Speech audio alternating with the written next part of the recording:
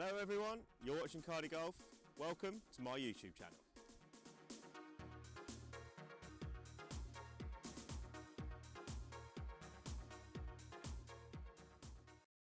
Hi guys, welcome back to CardyGolf. I'm going to try and make this a quick video this week, but I want to answer everyone's favourite question: how do I get backspin? Now, that big mystery, isn't it? How can we watch the TV and all those pros are hitting those shots, they go bounce, bounce, and they're zipping back towards the flag, yet when we try it doesn't really seem to work? Now, unfortunately, the thing with backspin is there are a few overriding factors beyond talent that you need to be right for you to be able to actually achieve backspin.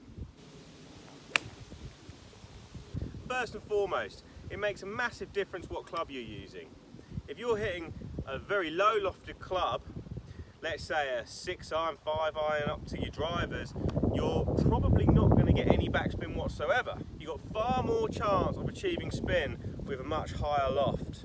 Say for example your sand wedge or your lob wedge. That being said, however, if your lob wedge and sand wedge is particularly old and the grooves aren't maybe as sharp as they once were, all those grooves are full of mud, let's say, then you're probably not going to get any backspin either. Now, the other things are conditions.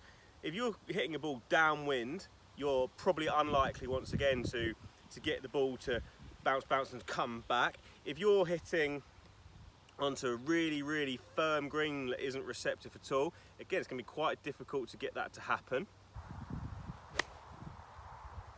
Type of golf ball is pretty crucial too. So for example, a high-end premium golf ball here, like the Titleist Pro V1 that most tour players play, or the most used ball on tour, it's a very soft urethane cover which will grip the grooves on the golf club far better than something inferior, and therefore produce more backspin. You know, nothing against Strixon, high quality premium brand, but this Strixon Distance is really hard to touch, feels like a bit of a rock.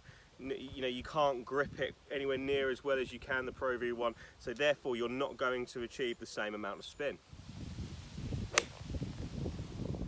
Now, there are a few technique things you can do. Maybe the ball moving back in your stance slightly to cause a slightly steeper angle of attack might make the ball spin a bit more around a vertical axis. Ultimately, it's about creating as many revs or revolutions of spin you possibly can. For example, if you hit a full out lob wedge with a perfect strike, it'll maybe spin, say, 14,000 plus revs. You've got a massive chance of getting the ball to bounce, bounce and come back.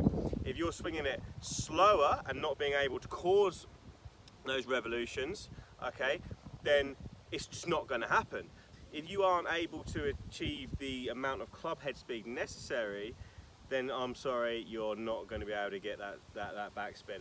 But there are still ways to get the ball close to the hole. You don't need the backspin, it just looks quite fun. So we can steepen angle of attack. We need to make sure we hit it with plenty of speed to achieve enough revs. But I think I touched on it and I mentioned the word strike earlier. Strike's king. If you don't strike it, you're not achieving those revs. If you catch it thin, i.e. out the bottom of the club, and you don't utilise the grooves on the club as much as you need to, then it's not going to have enough backspin to actually for you to see it. And if you catch it fat and you're actually hitting the ball more with a lump of turf than you are with the grooves, again, you're not going to be able to get that spin. So again, one thing that makes it really easy to strike it is the lie you get. If your ball comes to rest on a nice tight lie, you have a good chance of being able to produce the backspin necessary. If your ball has any kind of turf behind it, it will almost certainly impinge on how much backspin you can achieve, because the grass will cover the grooves. Okay, so there you have it. There are so many different things that are going to influence how much your golf ball spins. And even if it's spinning a lot, it might not be enough for it to become visible, i.e. bounce, bounce, screw back like you see on the TV. If you have the right scenario, i.e. the right lie, the right ball, the right club with nice clean grooves, still sharp grooves, and you have enough club head speed and the greens are receptive enough, then yeah, you should probably get a bit of backspin. But if you're playing golf and you're not seeing that constantly, it might not be your fault. It might just be that the scenario is not right for you.